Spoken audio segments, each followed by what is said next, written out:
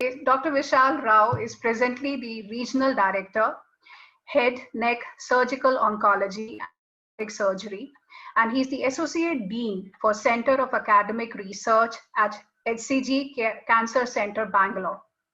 He's also a TEDx speaker and inventor of the Om Voice Prosthesis, a $1 speaking device for throat cancer patients, which was rated among the 100 global social innovations and has received wide recognition from BBC, Harvard Business Review, and Forbes. He has more than 18 patents filed for his innovations in medical devices, drugs, techniques, and theories. He's a member of the consultative group to Principal Scientific Advisor, the Government of India. And he has a long list of experience that he's had working with Tata Memorial Hospital and having worked in Pittsburgh. He's also received several prestigious awards like the Kempegowda Award by the highest civil award conferred by the Bengaluru Corporation. He's received the Varshada Kannadiga Award 2018 for his contributions in science and technology, the Rotary Vocational Training Award in 2016 for inventing the voice device for the throat cancer patients. So a very warm welcome to you, Dr. Rao. I would hand over this forum to you now. And we really are looking forward to you today. And thank you so much for finding time for us in spite of your very hectic schedule. Thank you, Nidhi. At the outset, very good morning to all of you. And special thanks to Silver Talkies, Nidhi and Srimoy for bringing me over. I can still remember the first conversation I had with Srimoy, and I'm more than she thanking me, I should thank you, because I believe that there should be some form of my duty that goes towards creating awareness, and they were helping me do it. And I can put on record specifically to say special thanks to Srimoy, because she chased me for this. She ensured that she brings me at any cost to this forum, that I would love to talk on this. I said, this is where I would love to simplify to see how I can convey some of the important key messages I have learned, and maybe share it with you and exchange some of the perspectives. So much of ado, I would like to start the presentation, but again to tell you that I think in the entire last 8-9 months, perhaps this is one of the most meaningful talks I'll be giving. And that's what touches me the most about this, because I think when Srimoy told me about this entire platform, I thought this is so relevant and meaningful for us to talk here. I would like to start this presentation from these very emphatic words from Winston Churchill in the World War II. You know, when he was asked in the World War II in the 1929 about Russia, these are the words he spoke. It's a riddle wrapped in history within an enigma, but perhaps there is a key.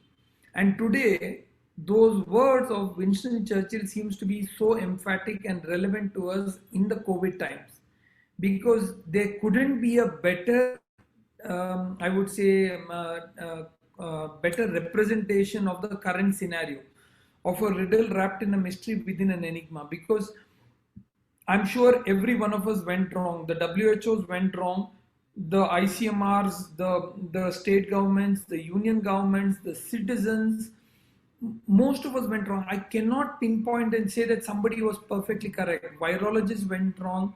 The epidemiologists were not able to get it right.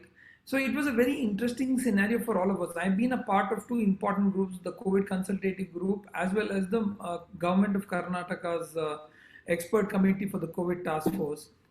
And I'll share a few of these articles with you of op-eds which I wrote. If anyone of you would be interested, you can go through it in detail. This was one of the articles I wrote very early about World War, putting the pandemic in a perspective. Very early through the thing in July, I wrote this article and now when I read the same article, and I wish I could change a few aspects of this article. Now, the reason I'm sharing this again with you is through these entire 9 months, medical fraternity went through a hellhole. And I'm sitting here today alive, but I must tell you, the last 9 months for me, I have seen every facet of human endeavor tumble and fall, or being put at the brink of the biggest test that we could have ever faced in our lifetimes. The last 9 months was very, very unique. And through this entire phase, some roles now, I'm a surgical oncologist. You may ask me, what is Vishal doing here in COVID pandemic? So I was spearheading, apart from just being a part of the committee, I set up the Karnataka's plasma bank, wherein we actually, in the first phase to save lives, we actually arranged for more than 1,200 plasmas through HCG's plasma bank to save lives of people. And we set this up at a time somewhere around April, when we actually started doing this work. And through those last couple of months, we've actually gone through complete amount of understanding, changing of perspective, something which and bringing us to a. I must tell you, when I was initially in the first few phases, our medical fraternity went through the biggest test. We were in social isolation. We were alone. It was getting the pressure was mounting day by day for us, and there was no respite. I remember we were away from our families. We were doing 10 hours, 12 hours duty, doing our surgeries, wearing PPs, all the time cluttered, frustrated, not able to breathe, yet continuing to do our work. I remember one of my colleagues once lifting a dead body, carrying it around, because the workers were not able to, they were not ready for it. And he took up the responsibility of carrying that dead body because of the patient who expired. He wanted to show it to the relatives. And the relatives were scared to come close to that body. So there he was, holding his arms, standing there, and there were no, because there was so much of fear and panic about the virus that none of them wanted to come close to it. He was holding that particular, and a relative from far away throwing the garland because they couldn't even come close to it. The faces that we saw of this pandemic are so gruesome, some of these, that it left a deep impressionable aspect. Two, it brought out some of the most uncommon aspects. So I still remember, in my house, I was given a separate room by my wife, and she put a very nice, a very nice poster in the toilet saying, "Ideas can come anywhere." And she told me, "Vishal, few more months now, enjoy yourself in this room." So we had seen all kind of things, from most difficult times to the most funny times that we saw through the pandemic. In the first few months, when we used to walk into my own apartment, I used to see people run away looking at me as though I'm the virus, as though I'm carrying the virus all around me. So there were very, very funny aspects to it that I sit down now and recollect when like Nagaraj sir said, now when you go outside, you don't feel that the virus is outside. It looks like it's only inside the house now. So, we've gone through this crazy phase from January till, I think I'm just giving June, but the virus just catapulted. Now, interestingly, if you look at this virus was just a few grams, brought the world down on its knees. If you see the weight of it, it is about 0.85 attograms, the power of 18 grams. Is a few grams of the virus brought the entire world to a standstill, and that's why I called it the World War C. Now, there were some very interesting things about this particular World War C. It was not fought by soldiers, it was fought by doctors. It was not fought with weapons, sanitizers. It was not fought in close encounters, it was fought in social distances. And it was in a very strange, the first symptom as the loss of sense of smell, but it also gave you loss of common sense. We all lost it in various, and there was only two bad options. I keep telling my governments, I told our chief minister, I was telling our health minister, sir, there are only two bad options. Either you lose health or you lose economy. There is no country that has made a perfect decision on this. Now the question was, how do you balance these acts? And that was the difficult and the most difficult question for every government to take on, whether we should balance health or economy. Naturally, everybody said that health is more important than economy. But what about the health of the economy? There were times governments, state governments reached a point when they are full of even giving salaries to the people who were working there. It was a very, very difficult task, and we did not have one single answer to these difficult questions. So there was a lot of lessons I learned, and I'm just going to, before bringing the topic of the vaccine, want to largely about there were a lot more vaccines that the society needed much before the vaccine for the virus itself.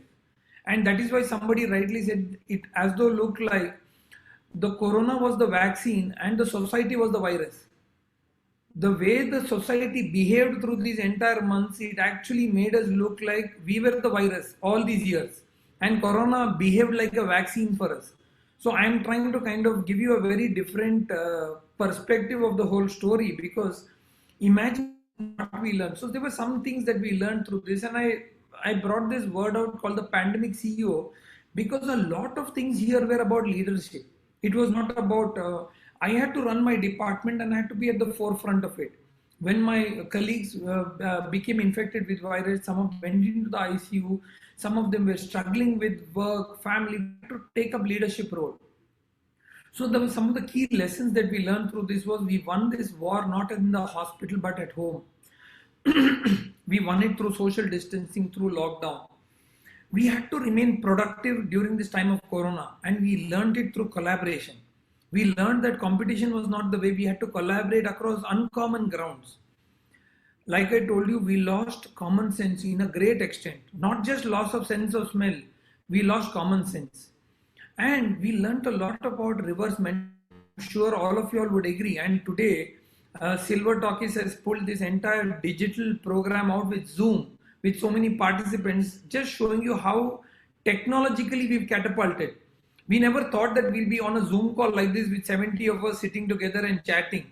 But we learned Zoom, WhatsApp, we actually Instagram. Most of us technologically crippled became technology experts over the COVID period because there was no other option. It just pushed us to the technology brink to say you can do some of these aspects in an innovative way. And for a lot of us in businesses, I spoke a lot about conscious capitalism, not vulture capitalism. Conscious capitalism, I believe, will begin because you will have to look beyond GDP. You will have to look at value creation, not just wealth creation, not just being greedy, to make a more meaningful society. So there were a lot of lessons that we learned through this entire thing. And we had psychological impact, economic impact, and behavioral impact of COVID. Psychologically, negativity, loneliness, depression, suicidal tendencies.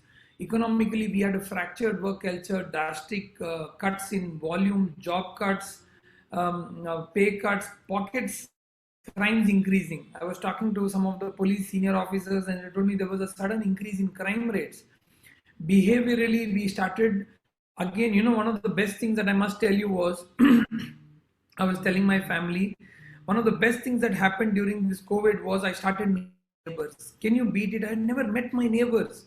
I had forgotten. I was connected with USA, Europe, and the rest of the world. I had forgotten my neighbor. And through these 9 months, I connected with my neighbors. I started knowing their names. I started knowing what their children do. I started knowing their families. We started becoming friends. We started having small little dinners together, chatting up over a coffee. I think it was just beautiful that I had forgotten, connected with the world on the other continent, but I forgot my neighbor who's next door. And I just started connecting with him. So the World War C had a lot of introspection that COVID did to us, helping us to rethink our strategies, helping us to rethink what the next world should be like, what should be post-COVID era. And those are some of the things that we actually discussed. Now, if you see, we always spoke about the 5 T's during the corona: trace, test, treat, teamwork, and training. And the biggest lesson I learned was not the first 3. It was just about the last 2, the teamwork and training, which I believe are the most important. Because where we fractured ourselves was because we had no teamwork and we had no training. Telling some of the governments when I was interacting with them that if somebody comes to attack me and if I know do a karate move and save myself, in front of me to attack me, I cannot at that time be watching and telling him, wait for a second, I'm going to come back to you with a move. That's what we did. We were not ready for that entire pandemic because we did not have proper training preparedness for us. So we were taken by the blind side. We were shocked. We were surprised. We were not ready for this entire thing. So from a health perspective, doctors, nurses, technicians, housekeeping, administrators took the biggest brunt of this entire pandemic. Before starting the vaccine, talk to you about Vasantamma. This was somewhere in mid-July that I was one day walking down the hospital at midnight, frustrated, irritated with life, terribly bugged. And I was operating through the day, did an OPD all through that with that PP, and I was thinking life is not worth it. When I actually was going towards the parking lot, and at midnight I was seeing Vasanthamma clean the floor in an area where there was no CCTV cameras. There was nobody monitoring her. And what touched me was I was typically the typical frustrated lot of doctor at that particular time of COVID. I walked towards her and looked her smiling, and I asked her, "What makes you smile at this time of the day?" And she said, "Sir, I'm just doing my duty." I asked her, but I said, "At this time, so this," and she said, "I'm just doing my job." You see, that night I slept peacefully, inspired, because Vasanthamma taught me a very simple lesson. Here I am, alive, doing my work, frustrated, irritated, upset of life, thinking everything's going wrong around me. And she, I think, is in a less fortunate position than mine, but happier, doing her duty with no CCTV camera. And I went back to my chairman and I shared this entire episode. Told him, look, if these are the kind of people we can nurture who have a vision like this, we don't need a CCTV camera to monitor them. They are doing their work. They are not like me, who's creeping there, sitting and saying life is not fair and irritated with life, but just happy by herself. I think this is the kind of culture we need to build into systems where we can make a difference. So that was just Vasanthamma who inspired me. And we set up a consultative group with Justice M.N. Venkatachalaya. He is the former Chief Justice of India. He told me, let us work towards building and seeing how we can help each other. So we created some plans for each other. We built up some things on how do we look at prophylactic preparations, how do we look at home visits, and some amount of arrangements on treatments. The story behind how I'm so involved in COVID. March 12th and 13th, we were supposed to be in London. And I was there in this program as a speaker. Michael Bloomberg was speaking, Dr. Tedros, the WHO Director General, Sadiq Khan, the Mayor of London. 5 days before, I got a from them saying that we are holding the meeting and don't postpone your trip, because Mr. Michael Bloomberg was very keen to show us an example. And just about 3-4 days back, the Health Minister of London was affected with COVID and the entire event got postponed. I wanted to share this with you because March 13th I was supposed to be in London, and I remember that couple of days back my wife was asking me, what about COVID and what are you all planning to do about COVID? And I said, no, that's not my job. I'm busy with other things.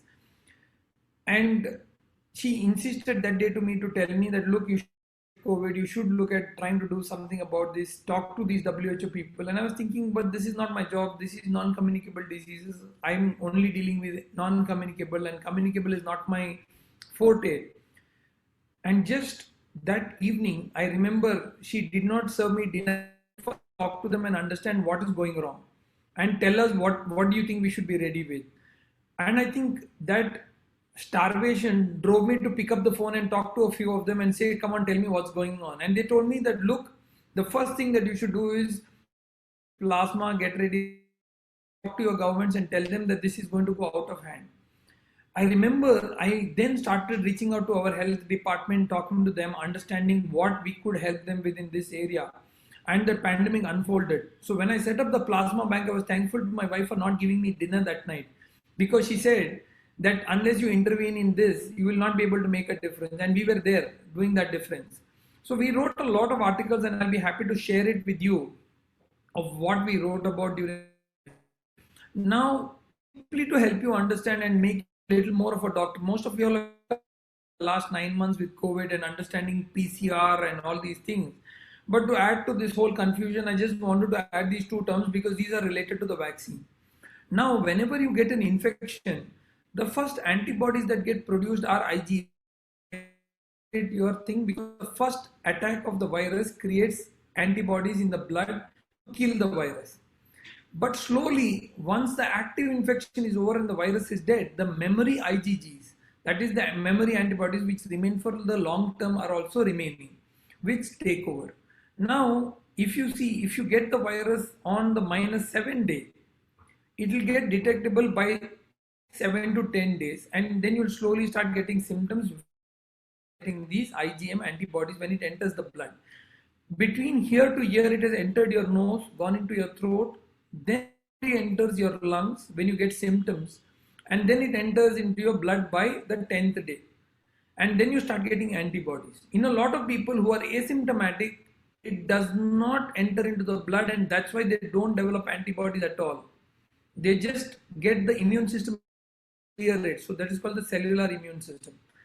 Now, I wrote a little interesting fact about this op-ed again, which I'll share with you in the Bangalore Mirror, 29th September, if I'm not wrong, on what's the status of the COVID vaccine and what's the facts that truly matter. Now, one of the first things that you all should know is whenever WHO or anybody gives you clearance for a vaccine to say that vaccines are licensed, it is a bare minimum criteria of 30% risk reduction, which means if 100 people are given the vaccine, if 30 people less infection, then you get a license for a vaccine. That is step one. Now, this is again a long elaborate article which I'll share with you. I'll give these slides to Srimoy. She can use this to share these articles with you all. Now, there were 166 clinical trials on vaccines going on. We were also working on it from our group, from our immunology lab. From China, United States, Germany, United Kingdom, Australia, and India. I'm talking about the key competitors that were there.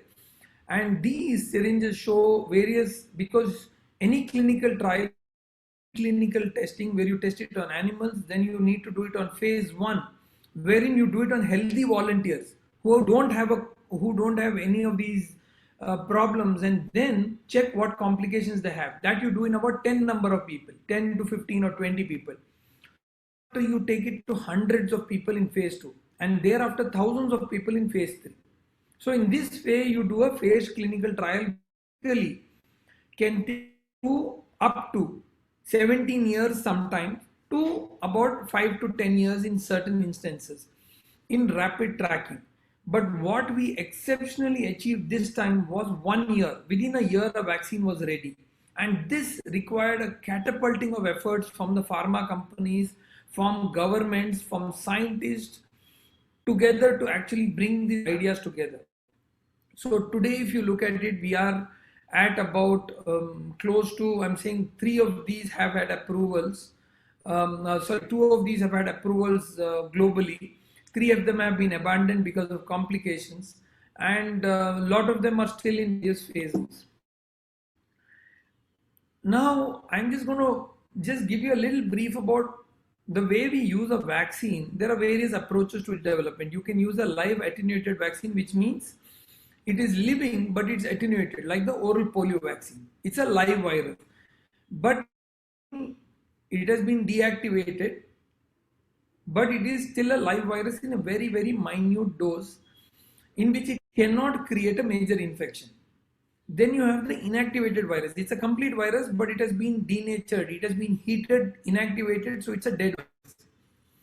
Then you have a split inactivated virus. So you cut one portion of the virus which is relevant and then inject it.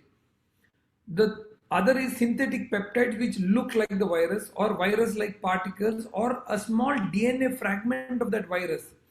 Sometimes we can use recombinant of such particular particles and subunits. So there are various ways. So in simple to tell you, it's either live or dead. It's either full or partial. These are the ways in which vaccines are prepared. And typically when it enters into the body, when a new pathogen or a disease enters, it introduces a new antigen, which is the antenna. You remember it as an antenna, and every time an antenna comes up, the body recognizes it and tries to kill it. So vaccine in principle is a tiny weakened non-dangerous fragment of the particular organism that includes pathogen, so that your immunity can be activated, and it's enough that our body can learn to build that specific antigen. Then after that, if the body encounters the real antigen or the real organism, it already has learned how to defeat that particular organism. So this, for example, is not the COVID virus, but a small part of it. Now, various of these vaccines similarly went through it. Moderna was doing something, Inovia was doing something. We had several platforms that used it. I'm not going to go into the technical details of it.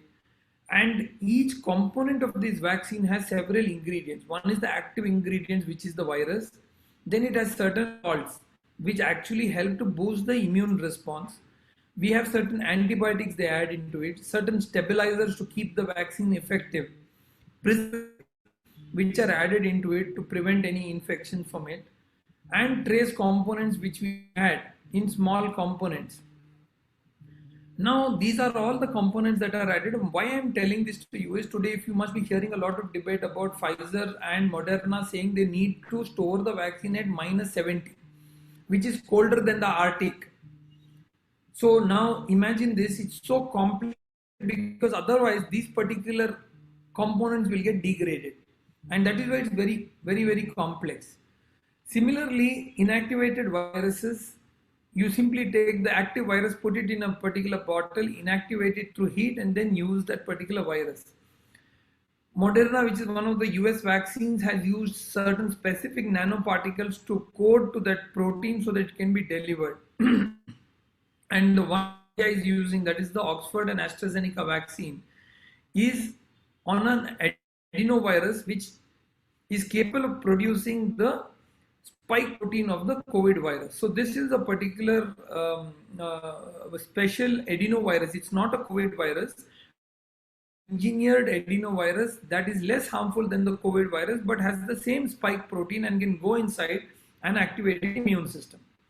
So these are some of the main the vaccines that are currently available.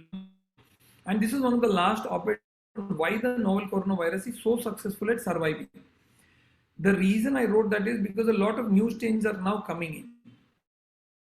Now with this entire thing, and I'm just going to close with these particular sessions at this juncture to tell you that there were some reports that the governments have been asking from these companies to understand how safe they are, and I'm going to address those questions because what I want you all to know is no vaccine. And I want to be truthful in this to tell you that yes, today we have a lot of good vaccines that are in the market. We have two of these which are made in India, and the state government, the government of India has taken Herculean efforts to make it possible that it comes into the reach of a common man. Now, why are they doing it? The main reason they are doing it is because you have to attain herd immunity. Herd means that if we are 3 people in a room, and if 2 of us are already having the infection and we have already had the infection, then the third person becomes automatically protected because he can't spread the infection. Simple. So you nullify the virus. So you can't spread.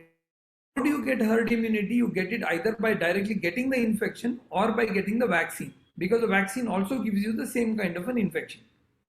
So in coronavirus, it is known that to get herd immunity, you need to either infect 67% of the population or you need to vaccinate 67% of the population. Considering the fact that a large population of the Indian subset has been already infected subclinically on zero surveillance studies from the government, we may require to vaccinate a few group of people, the most important of them being the elderly and the vulnerable. Why is that? What are these vulnerable groups? They are the non-communicable diseases group, which have diabetes, hypertension, or any other non. But the question is, why is the coronavirus specifically targeting these particular elderly group or the group which have comorbidities? The reason for that, commonly stated, is the thymus gland. As we are born, this thymus gland manufactures all the key antibodies. It is the one that recognizes the virus and teaches the body, the immune system, to attack through the T cells, which we call as the thymus-derived immune cells. Now, this particular thymus gland develops inside the womb of the mother when the child is in the womb. So the children don't get affected. Their thymus is active, but 60 plus, the thymus gets degenerated. it becomes degenerated and less active, and that's why you will be more vulnerable for the viral infection. And if you get it, the severity is high because your thymus gland cannot produce some key antibodies which you can use to protect your body against the virus. And that is why a lot of the deaths that happened in the elderly and the comorbid groups. So there has been a lot of effort from Government of India to say, please, if you're in the elderly group or if you're in the comorbid group, you are an ideal candidate for the vaccine because you should take up the vaccine. Having said that, the problem has been data. What is the data available today and how do we use it? So there's been a kind of a debate that has been going on about how do we do it and how do we use these vaccines in the ideal population. So this is where the current explained to you group is such an important group. So I'm just going to skip through some of these which are not very relevant, just to kind of close this discussion by saying this very nice words from Dalai Lama. You know, I had the fortune of meeting him personally some time back and I had a very good interaction. So I thought with this discussion, Dalai Lama said what surprised him most about humanity was man sacrifices his health in order to make money. Then he sacrifices money to recuperate his health. And then he's so anxious about the doesn't enjoy the present, the result being he does not live in the present or the future. He lives as if he's never going to die, and then he dies as if he's never lived. So I'll close my discussion with these points and I'll open it up for any questions if you have. How do you really define a comorbidity? Can slight wheezing be considered as comorbidity? How would you define it? A comorbidity is any particular infection, inflammation, or an allergic condition that leads you to a hospitalization or prolonged medication. Simply, it can be a kidney disease, diabetes, it can be cardiac disease, any non-communicable diseases. Often, a lot of comorbidities because they lead you to taking prolonged medications, they lead you to hospitalizations, and thus can lead to deterioration of your health and reduced life expectancy in individuals. That's why they're called comorbidities because they're morbid to your health. Okay. So then to that question, can wheezing be considered as, would it be considered? These are comorbidities. Asthma, wheezing, these are comorbidities that persons can have. So there was another question, which somebody asked, is vaccine really necessary when one is adopting all preventive steps, and is building natural resistance or immunity? Is vaccine still required? Very important. Today I keep saying I have not yet got vaccinated, and I proudly say that because last 9 months the mask itself has vaccine. Last 9 months my mask was my best vaccine. Said that I've been looking at data to come out, but lot of my colleagues have got vaccinated. So it is important to understand that it's an informed choice. And like I told you, if the population, if 2/3 of them get vaccinated, you are already safe. So while the decision is left on you, you cannot be forced to say you have to take the vaccine, but it is advisable to take the vaccine after understanding the pros and cons. I am elderly, I am comorbid, okay, and these are the problems with the vaccine. Once you understand that, you can then decide. For example, is presented some of the things that you need to understand, which is what some of the questions people have asked here. The vaccine does not reduce or may reduce the transmission of the virus, but reduces the scale of infectivity or the severity of infectivity, which means they say that you will need to continue to wear the mask after getting the vaccine. It is not that you remove your mask and freely move around. You have to continue to wear your mask after getting the vaccine because you may still get the virus. Get the virus, you still have to quarantine because you will still continue to transmit the virus. How did they come to know of it? There is something called challenge clinical trials wherein they vaccinated certain amount of these animals and kept them before the virus. It is not allowed and ethical to be done in humans, but in animals you can do it. So they did that and they kept those animals, those monkeys before the virus. Those monkeys did get infected. That means they continue to get infected and So there is data available to say that it did not reduce the transmission. However, it reduced the scale of infectivity, which means if I were to get a severe infection, I would get a mild infection. Okay. Number one. Number two, there are about 2% serious adverse events that can happen with the vaccination, is what we know. 2%. And there are about 10 to 12% neuroinflammatory disorders like facial paralysis, trigeminal neuralgia, or spine related myelitis problems that have been noted. So there are problems. It's not that a vaccine is 100% safe. No vaccine can be 100% safe. But you need to do the pros and cons and then decide. So in fact, somebody has just asked, should a senior citizen without any health issues, do they need to get the vaccine or can they stay away? Now, there are reasons for this. One is your age, another is your comorbidities. The third is, how important is it for you to be socially very interactive? Because this is a socio-economic virus. So if you are saying, it's very important for me to be out with 20 people, interact socially, go outside, run my economy, run my shop, I need to interact, you better take the vaccine. Because the benefits outweigh the risk. Whereas, if you're a person who says, look, like I said to myself, I've been living with this thing for 9 months without the vaccine, in the midst of the virus, Yeah. with my mask. I would want to wait for another couple of months and then take the decision, which I'm not trying to force it upon anybody, but that's an informed choice I've made because of certain understanding. My own colleague sitting next to me decided that, look, I think I'm too vulnerable. I might as well take the vaccine because the government will bring it as a first priority health individual. So we have both the categories. The government has been encouraging people to take the vaccine because the government is concerned largely about the health of the economy also. And they say that we cannot bring 2021 like 2020. Significant year, we've lost jobs, we've lost things. It has had a detrimental impact on the health of the economy and the economy. Very true, very true. And I think, yeah. So if I may ask, so all those who have already opted for the vaccines, have they witnessed any side effects? Like I told you, you cannot avoid minor side effects in about 10 to 12% people. It will be there. Right. The serious adverse events can come up by the 28th day, is what reports have shown on the second dosage. Oh, after the second dosage. Okay. People have, that is what the reports have shown on the second dosage, and it can come up in about 2% people, unavoidable. It is going to happen. Okay. Okay. In fact, we got about 3 or 4 questions which were pretty much similar, where people wanted to know that elders taking blood thinners or anybody who's taking blood, can they still go for the vaccine? They can definitely go for the vaccine. There's no, because they form under the comorbid categories. They can absolutely go for the vaccines. The clinician there who's going to administer the vaccine is going to check again, do a fact check on these entire comorbidities, recheck them, and then after that dispense the vaccines to them.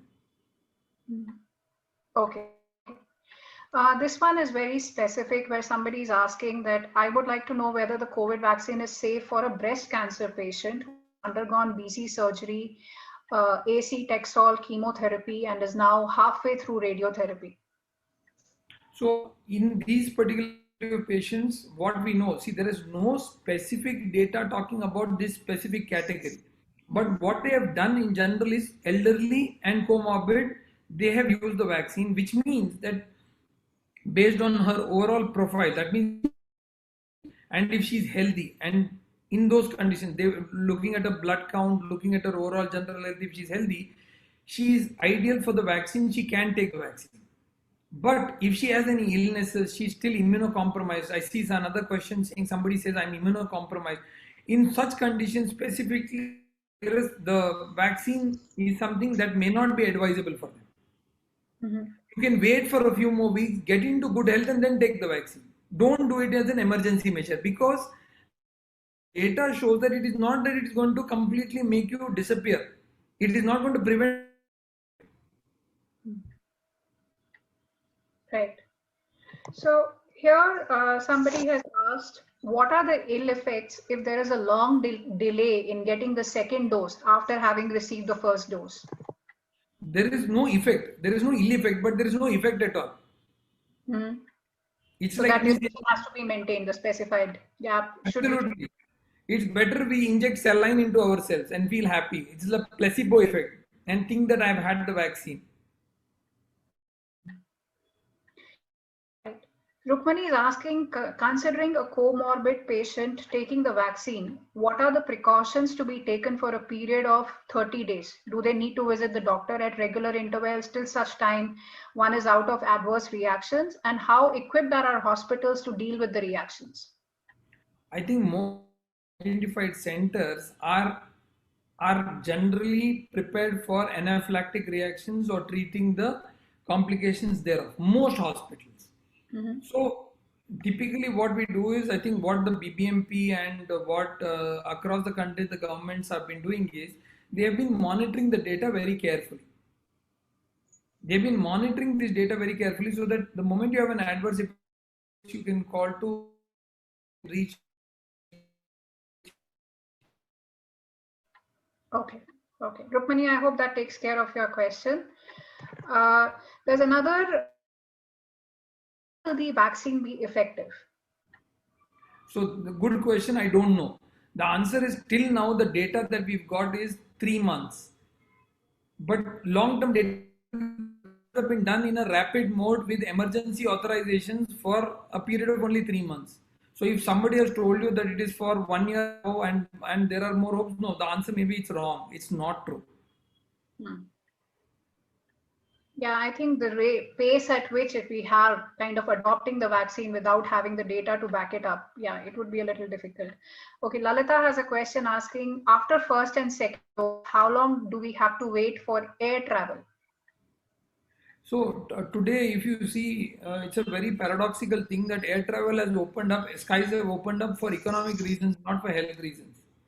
And typically, after the second dose of the vaccine, with mask on, you can travel because people are anyway traveling with the mask on without the vaccine. Saying that has been given, you can travel by flight, but knowing the fact that you will still be vulnerable for the viral infection, it does not protect you from the preventive aspect to say that you cannot. So you'll have to still maintain the same precautions. Rest assured that if you get the infection, you will have a smaller scale of the infection.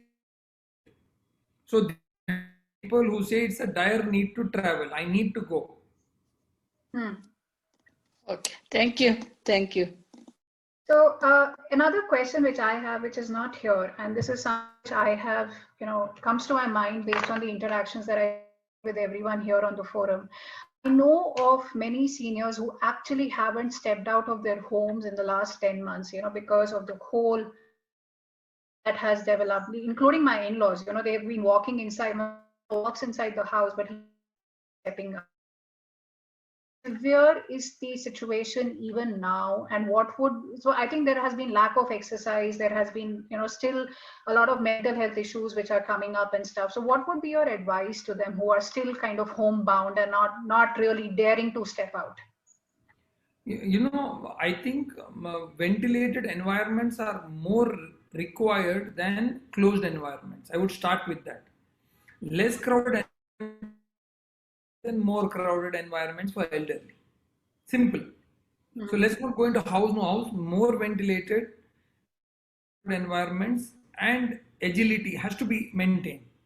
So with this, they should come out, but in restricted environment, less crowding is there, social distancing is maintained, and also looking at the aspect of their open environment, because closed environments are the dangerous ones. Whether you're at home or whether you're outside in any other office, it's the closed environment that is more dangerous. So going out for morning walks in open areas, there, you still have like social distancing maintained. You're not coming across too many people. Perfectly fine. Absolutely, we should be doing it, and I've been seeing elders who are regularly, and these data. There's no data to suggest if you went out into the thing, but you have to wear a mask duty, because otherwise you will be you will be a victim to another problem which is related to your lifestyle. But this whole thing about brisk walking, or even which may not be true for all seniors, but when you're doing slightly more intensive walk exercises or like running, jogging, and stuff, is it all right to be wearing a mask and doing that? What is the advice? So it is advisable to wear the mask, but a lot of the time prolonged wearing of the mask becomes difficult because habitually you're not used to it. So intermittently removing it in open areas, breathing easy, and again putting the mask intermittently is the most common way to follow. I mean, I as a doctor follow it because it's not possible to 24 hours be with that mask. But in an open environment, I open the mask easy, I get comfortable. Put when I'm going into closer areas. So if you are in an unhygienic area, if you are in a closed environment area, that's absolutely the thing, that is the time you have to wear the mask, because the close contacts are the ones that happen there. Mm-hmm. Yeah, I think that's good to know, so that one can actually incorporate these things into their lifestyle. Okay, here's a question came up from Mr. Narasimha. He's saying, if one is on immunosuppressor, can they be vaccinated? Yeah, so now the type of immunosuppression is what is important to know. Again, it is advisable for them for some time until data are coming out more in detail. Under authorization, using these vaccines only for emergency use. So if you think it's an emergency category that I need to take, if it's not an emergency, please hold on. Shakuntala wants to know, can we do an antibody, whether we have antibodies to decide whether to get vaccinated or not? Yeah, absolutely. If you've been exposed already, incidentally developed an asymptomatic, you will come to know through an antibody test. You can do it. There's no harm in getting an IgG antibody test done to check levels. Kanchana is asking, some studies suggest that vaccines may cause autism. Is there any truth in that? See, as of now, we don't have long-term data at all on this related. Is too far-fetched. We've just got 3-4 months of data on few hundreds of patients. So this is just a moonshot. Everybody is imagining, but my point is extremely to comment on something like this because it's neither true nor untrue. I don't, and that's why I would keep these all on hold, because while the intent of the pharma has been good to say that they've tried their best to build up vaccines, they are all in the race in this to try vaccines out. There are 166 of them that are in the race to try and say, "Ki, hamara vaccine do." I really don't know. I would want to wait and see to understand the best of it. The government of India, after a detailed scrutiny, has decided such vaccines which should be allowed, wherein there is a very protocol that they have analyzed and decided. Among all of these, those which the government of India has endorsed would be my safest bet. And among them, one is under a clinical trial, the other is for clinical use. Use one currently they to suggest, because you have to wait for at least another couple of years until the entire truth comes out. So if you keep another, we'll ask Nidhi to keep another webinar in the next 6 months, and I'll maybe counter my own arguments again and tell you, look, I was wrong. But I don't know as of now. Okay, surely. Mr. wants to know, can allergies take the vaccine?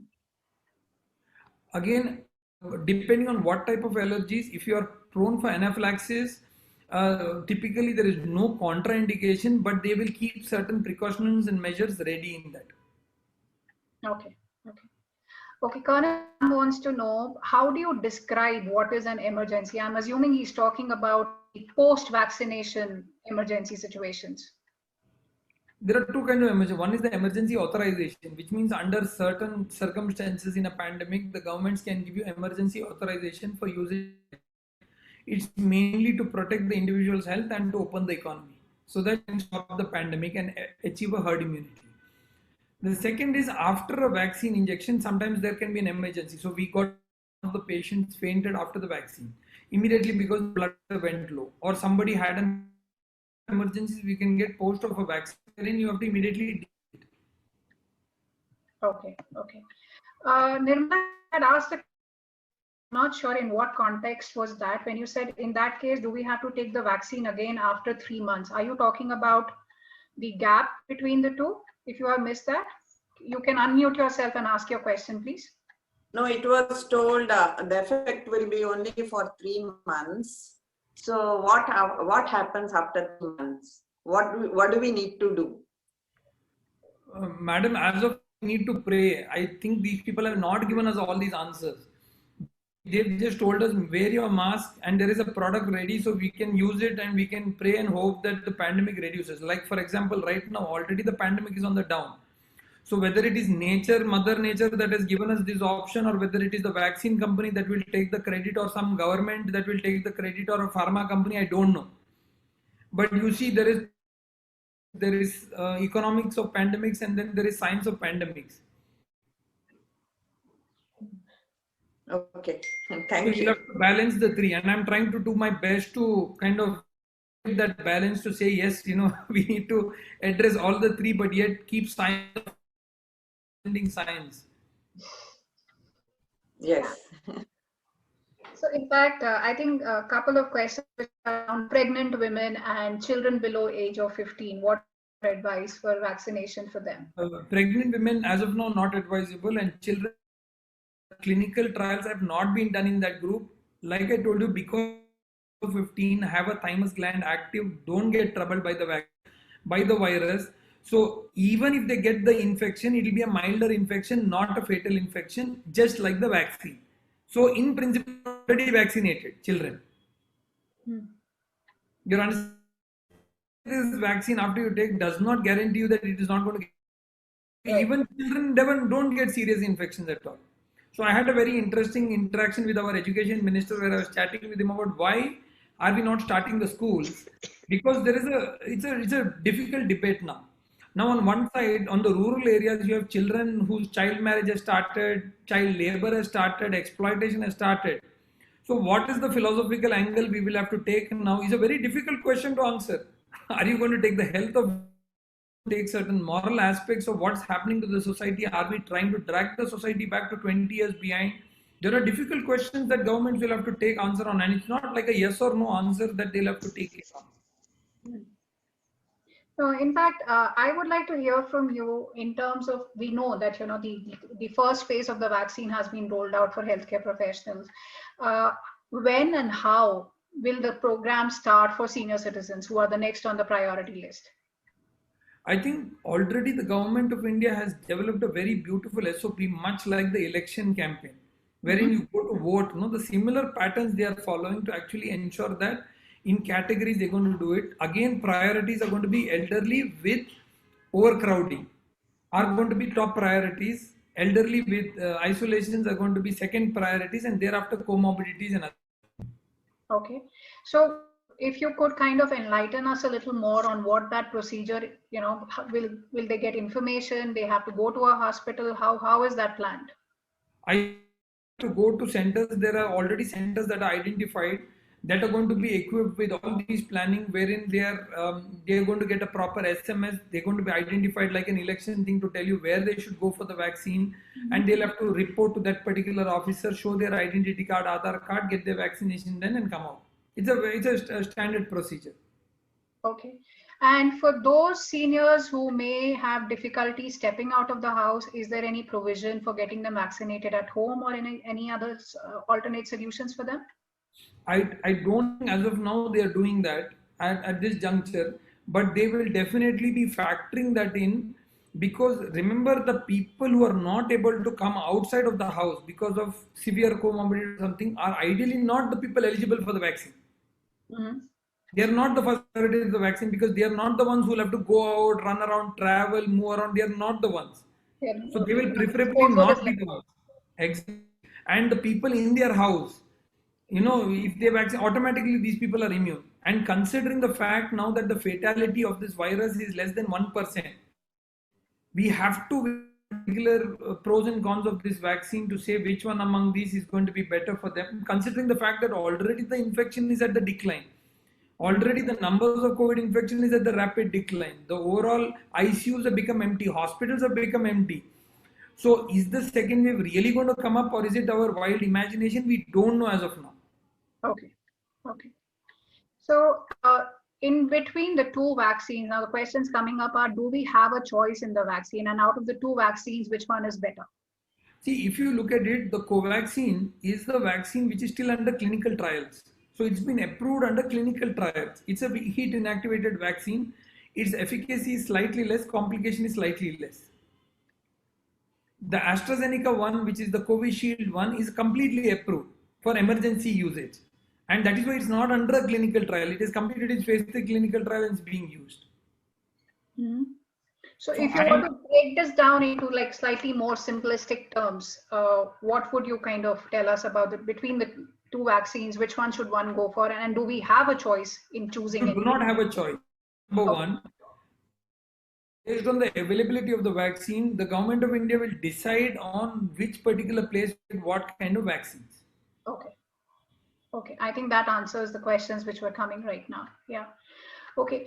And the other question which I have is, in case of a scenario where, say, for example, right now, a lot of people, seniors may not be living in their first city of residence, right? They may be staying with their kids in another city, right? Now, the whole vaccination drive, do they still become eligible in this secondary city of residence that they are at?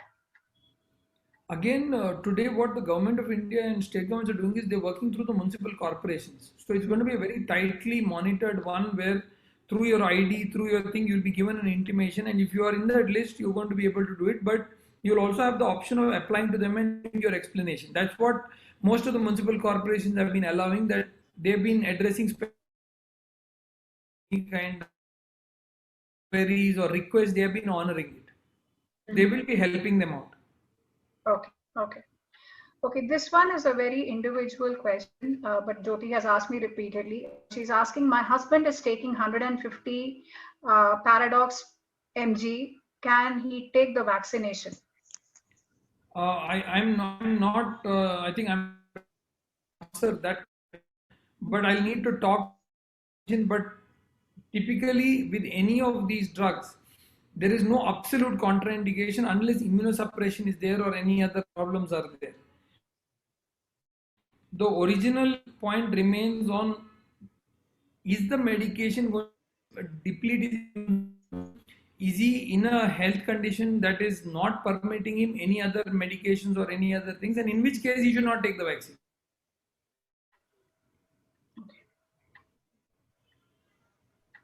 Okay, Chandrika is asking, if I do not take the vaccine and later if I measure, can I? I think you asked a similar question before that, right? Yeah. And I think, like I told you, it's an informed choice that you need to do at this juncture. It is not at this juncture to say you have to take the vaccine, because the government of India experts know that you cannot force somebody with a vaccine. There is an informed decision. There is a very informed decision that you have to take, and based on that only you can decide. Because tomorrow, if there is a complication, then you will say, I was forced for taking this vaccine. This is not right. So having understood my particular this one, I will need to do this. Now, can I travel to US? Somebody has asked. Now, in that case, see, each individual country's policies. So some of the countries, for example, are only asking for a PCR report. They're not asking for vaccine report. They're asking, are you having PCR report? Mm-hmm. For example, Australia has just decided that till 2022, they may not allow travel at all from other countries. Right. I was speaking to one of their senior government officials. He told me, he says, no, earlier in March, April, they told me 2021 we won't allow. So now it's very clear 2021 end tak they won't allow us. Mm-hmm. So like that, countries are going to take that policy. So even if you take a vaccine, there's no guarantee that they'll allow you. With vaccine and without vaccine also will allow you, but they will get your test done, quarantine done, and allow you to stay. Thank vaccine you so much. is not a criteria. Right. No, in fact, a lot of people have asked you to repeat a certain points around side effects and stuff, but I would actually tell them that we would be publishing a recording of this session on our YouTube channel. So we would request you to kindly listen through it again to clarify all the questions the answers which you may have kind of missed out on. So in the interest of time, we will not be kind of those questions again. So I do hope, I think I have taken up all the questions which were here. In fact, Kanchana made an observation. She said bovine blood serum, aluminium, shark liver, all these are ingredients or adjuvants. So this seems quite scary. So my assumption would be, I think all vaccines have probably some ingredients like these. Here we know what the ingredients are. You've talked to us about it. You know, I must tell you, Nidhi, there is a very old saying that all the good things in life are unhealthy, injurious to health. They're unhealthy, injurious to health, illegal, or married to someone else, it seems. You know, so that's a saying. So none of these anything good in them, unfortunately. Yeah, no, I really love the quote that you had, you know, what you shared with us, what Dalai Lama told about how we as human beings, the kind of life we live, right? We spend our money, we earn money, and then we spend that money to take care of our health. And once the life is over, then we are still like struggling that we didn't live it. So you have actually enriched us a lot with that information that you shared with us today. And I'm sure all of us in this room will have that then to decide for themselves whether to go for that vaccine or not. So thank you so much. Is there anything else that you would like to add before we end today's session? No, nothing. I think, thank you very much. I hope it was meaningful and useful.